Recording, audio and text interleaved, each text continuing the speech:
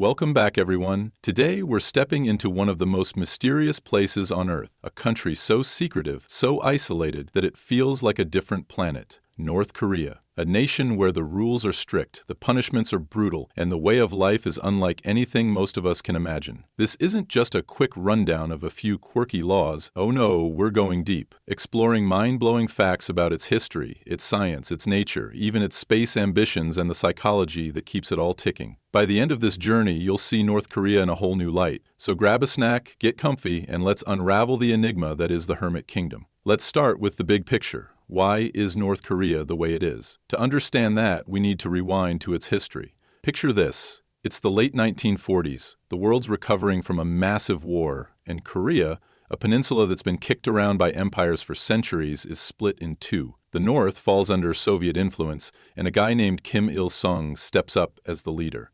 He's not just any leader. He's the architect of a system that'll shape North Korea into what it is today. Back in 1950, he launches the Korean War, trying to reunite the peninsula under his rule. It's a bloody, messy conflict, and when the dust settles 3 years later, the border's locked at the 38th parallel. That's when North Korea starts sealing itself off, building a wall, not just of concrete, but of ideology. Kim Il-sung didn't just want control, he wanted total devotion. He rolled out something called Juche, a philosophy that's all about self-reliance. Sounds noble, right? But in practice, it's a tool to isolate the country and make the Kim family gods among men. Fast forward through the decades, Kim Jong-il takes over, then Kim Jong-un, and that isolation gets tighter. Today, North Korea is a fortress, and its restrictions are the bricks holding it together. But what are those restrictions, and what happens if you break them?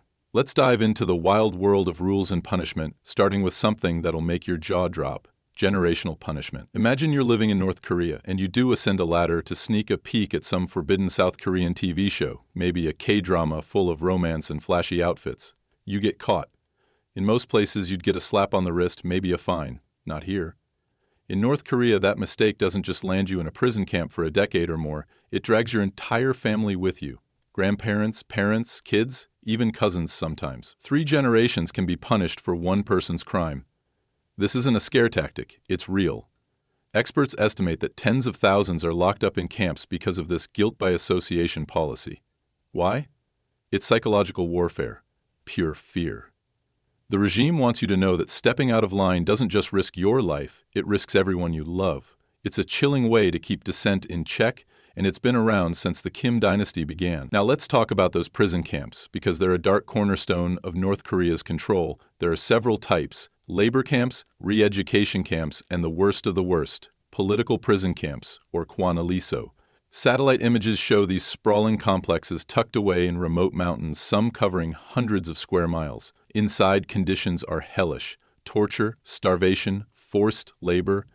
Reports from defectors paint a grim picture. One escapee described working 16-hour days mining coal, eating nothing but watery soup and a few kernels of corn. Another said guards beat prisoners with wooden clubs for the smallest infractions.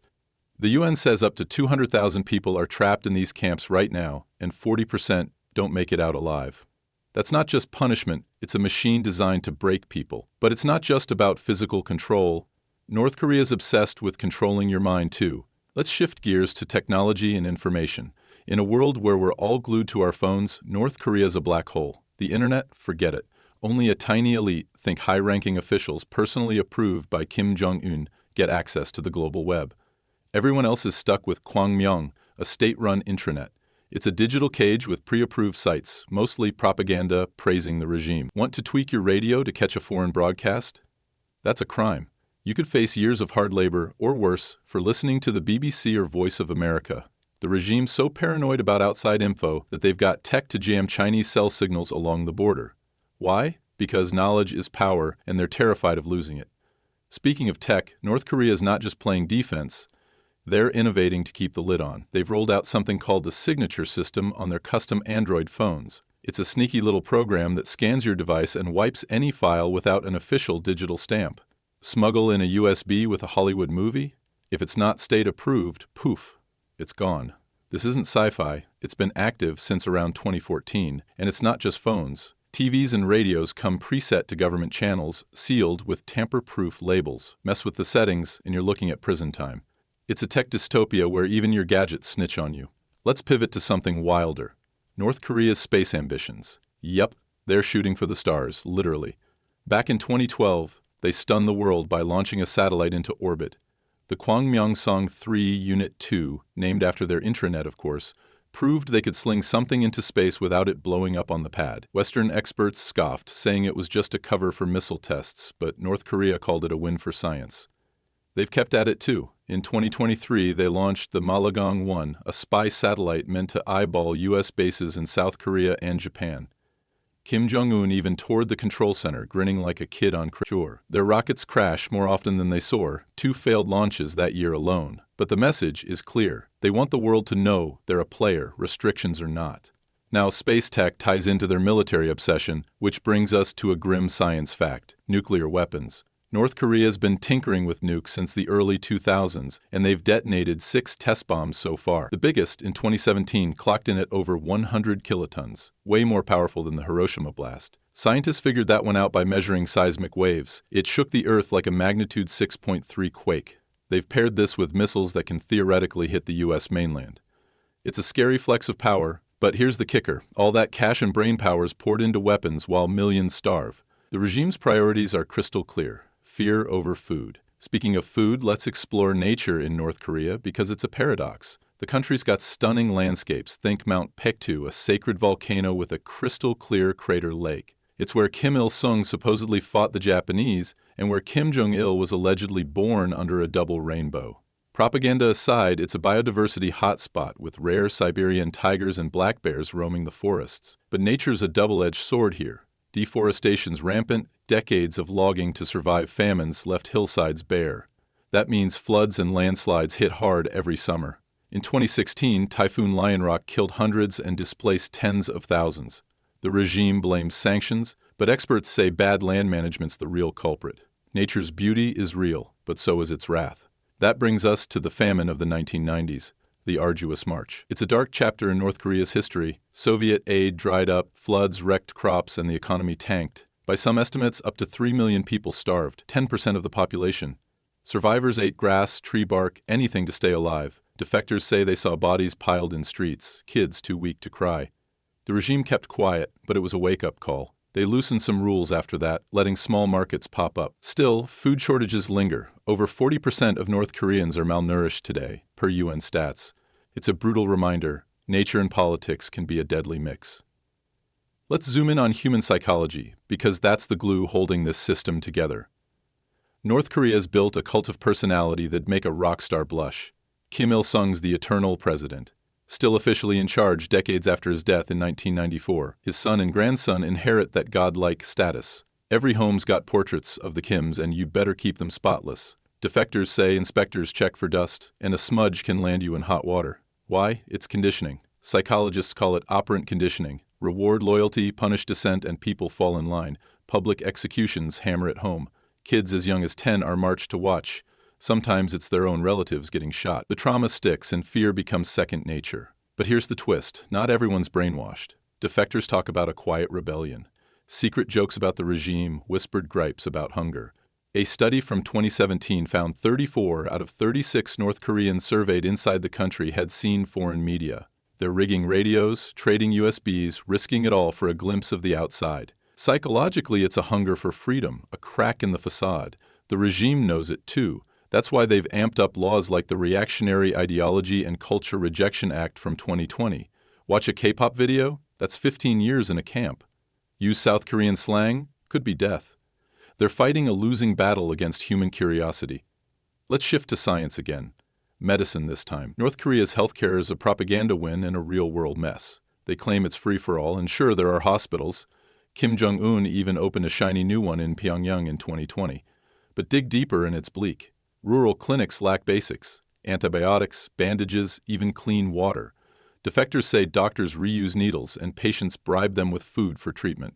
During the 1990s famine, hospitals turned into morgues. Today, malnutrition stunts kids' growth. North Korean teens are inches shorter than their South Korean cousins, a stark genetic marker of deprivation. Science can't lie, even if the regime does. Now let's talk history again. Religion's a fascinating angle. North Korea's constitution nods at religious freedom, but it's a sham. Back in the 1940s, Christians and Buddhists thrived. Pyongyang was even called the Jerusalem of the East. Kim Il-sung flipped that script. He saw faith as a rival to his cult, so he purged it. Churches got torched, priests vanished into camps. Today, practicing religion outside state-run fronts is a fast track to execution. Smuggle a Bible? That's a death sentence. The regime's so spooked by Christianity that defectors caught with missionaries in China face the harshest reprisals. Torture, then a bullet. It's history rewritten as atheist dogma. Nature pops up again with animals. North Korea's got a weird zoo vibe. Kim Jong-un loves gifting critters. In 2016, he sent a pair of Asiatic black bears to a Pyongyang zoo. Tourists gawk at them, but keepers say the animals pace in cramped cages, half-starved. It's a microcosm of the country, shiny on the surface, suffering underneath. Wild tigers and leopards still prowl the DMZ, the border with South Korea. They're accidental survivors, thriving in a no-man's land where humans fear to tread. Nature doesn't care about politics, but it's shaped by it. Back to tech. North Korea's hacking game is next level. Their cyber army, dubbed Lazarus Group, pulled off the Sony Pictures hack in 2014, leaking emails over a Kim Jong-un comedy flick. They've swiped billions in crypto, too. $500 million in 2021 alone, per blockchain trackers. Why? Sanctions choke their economy, so they turn to digital heists. It's high-tech crime funding a low-tech regime, and it's brilliant in a twisted way. They're not just isolating, they're attacking. Let's circle back to psychology with Songbun, their caste system. Born in the 1950s, it splits people into loyal, wavering, or hostile classes based on family history. Your grandpa fought for Kim Il-sung, you're golden. Good jobs, nice housing. He sided with Japan in the war, you're hostile. Stuck in dead-end work if you're lucky. It's social engineering on steroids, locking in loyalty and resentment. Bribes can bend it, but the system's a mental cage, shaping how people see themselves and each other. Space gets another nod. North Korea's stargazing's more than PR. They've got a planetarium in Pyongyang, built in 1987, where kids learn the regime's cosmic stars aren't just science. They're tied to Kim myths, like that double rainbow at Jong-il's birth. But their real space push is practical. Satellites mean surveillance and rockets mean threats. It's ambition wrapped in ideology, and it's working, crash landings or not. History's final stop, defectors. Over 30,000 have fled to South Korea since the 1990s, braving minefields and border guards. Punishment for getting caught? Death. Or a camp, if you're lucky. China sends them back, calling them economic migrants. But the UN says they're refugees, facing certain abuse. Their stories, hiding in swamps, eating rats, show a human drive that no restriction can crush. It's raw, messy, and inspiring. So, what's the takeaway? North Korea's a puzzle of extremes. Brutal punishments, clever tech, wild nature, and a psychology that bends but does. It's a place where history's a weapon, science serves power, and space is a flex. The restrictions are suffocating, yet people find cracks.